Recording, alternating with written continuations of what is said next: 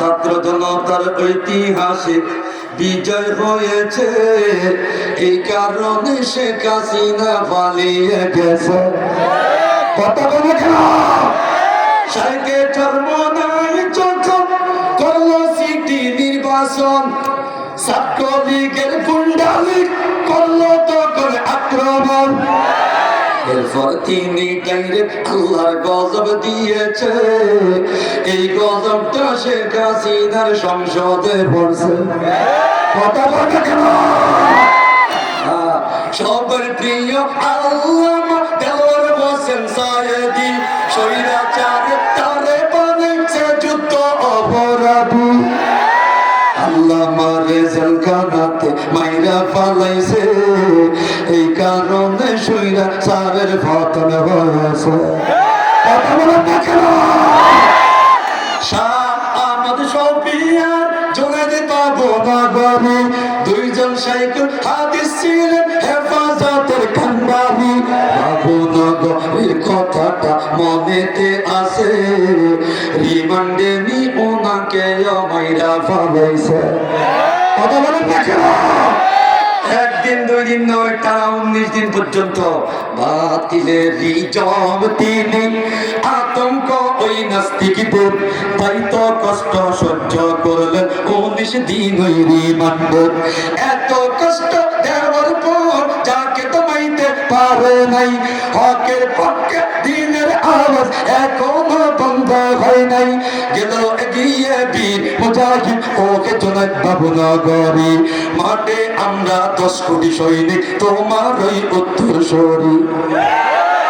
এই বাবুনগরী আমাদের মাঝে নাই, বাবুনগরী বিদায় নিয়েছে, কিন্তু বাবুনগরীর আদর্শের সন্তানগুলো বর্তমানে আছে না নাই? তাহলে বলতেছিলাম ভয় এক একটা কারণে এক একটা কি করে, একই কারণে কি সাপেকে ভয় করেনি। খুব চমৎকার শাহজালালের হাতিয়ার গর্জে ওঠে আর একবার, গৌর গোবিন্দর চেলা হলো নাস্তিক নিঝুম মজুমদার।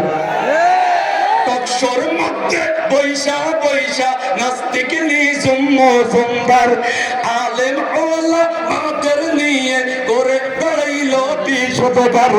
কখনো সামনে পাইলে সোতা মারব গালে ঠার, শাহজালালের হাতিয়ার গর্জে ওঠে আর একবার, গৌর গোবিন্দের চেলা হলো পাগলা মুরাজ্জা কুলাঙ্গার।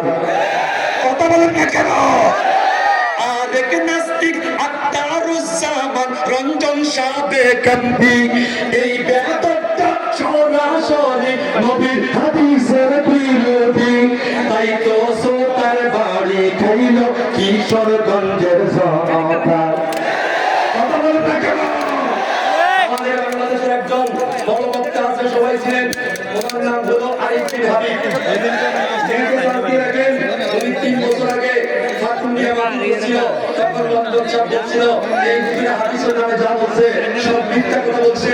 আমার ভাইদের সাহাবা আরিফ বিন হাবিবের নামে এমন মিথ্যা জালিয়াতি যারা পাকপানি করে, এটাকে সহ্য করে না। কথা বলেন জয়। এই জন্য আমাকে আমরা আলাইবা গরিব মানুষ হয়েছে, কারণ এই বাংলাদেশে আর যাই কিছু হলো কোনো নাস্তিকতা, কোনো পাগলামি, কোনো পাকপানি চলতে পারে। শাহজালালের হাতিয়ার গর্জে ওঠে আর একবার, শাহজালালের হাতিয়ার মুক্তা খুলে ফেলে আর একবার, গৌর গোবিন্দের ছেলা যত এই মুহূর্তে গাজীপুর।